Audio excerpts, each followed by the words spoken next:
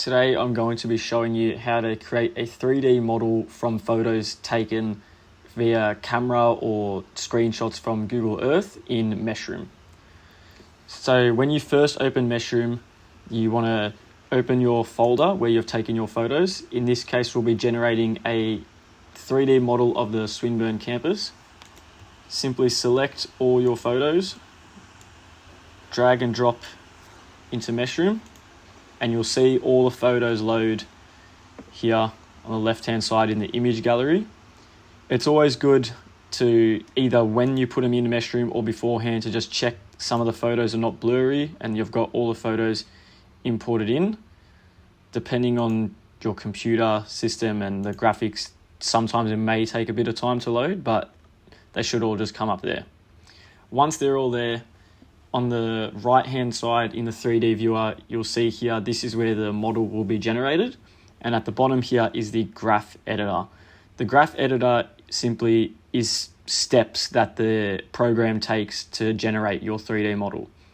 So after you've put it in and you're ready to generate your model, simply hover over structure from motion, right-click and select compute.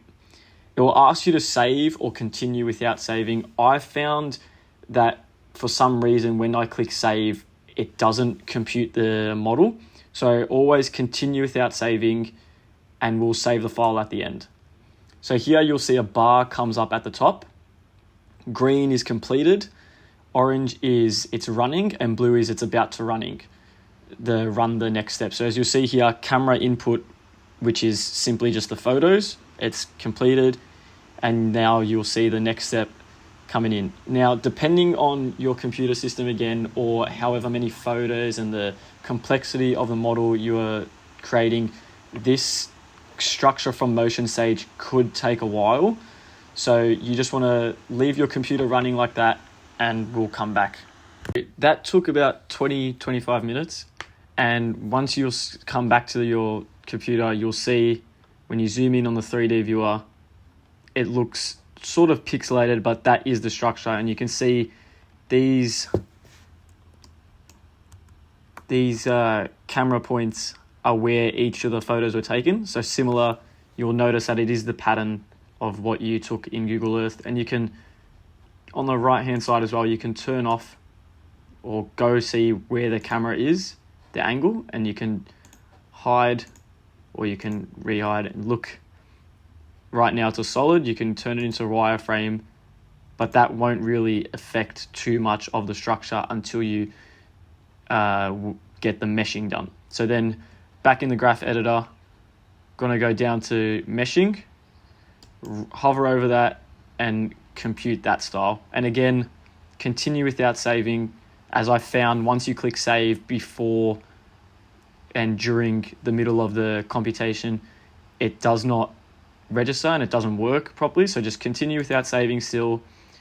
And again, similar thing with the bar, you will follow it across and we'll come back to that once this one's done as well. That one was a bit quicker to create the meshing. And you can see now when you hover over the meshing and double click that in the graph editor, you will see it pop up in the display, like sort of like layers, and you can turn off the structure and you'll see that the meshing, this is how it looks. Zoom in and you can see that each building is shaped out. You want it to be getting to this stage as you prepare to put it into another program like 3ds Max. And again, you can turn on the structure and you'll see again, it looks a bit more all over the joint at the moment, but that's just how it is before you get some texturing in there and so forth. So then again, in the graph editor, scroll across and now you want to compute texturing.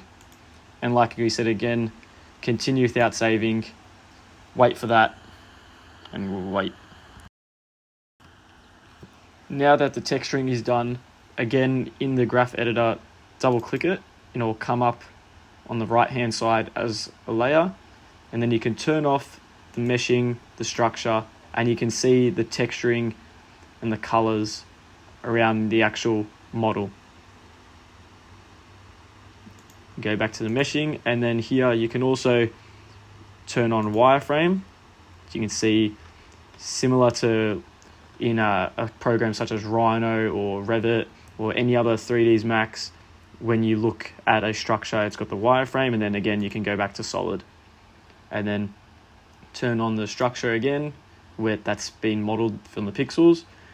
Then texture, turn them off to see however you want to look. Turn them back on again, and there you go. Now that this is all done, you can save the file. Before saving, I was always being told to be aware that in the bottom left-hand corner, you'll see where it's saved to. So app data, local, temp folder, meshroom cache.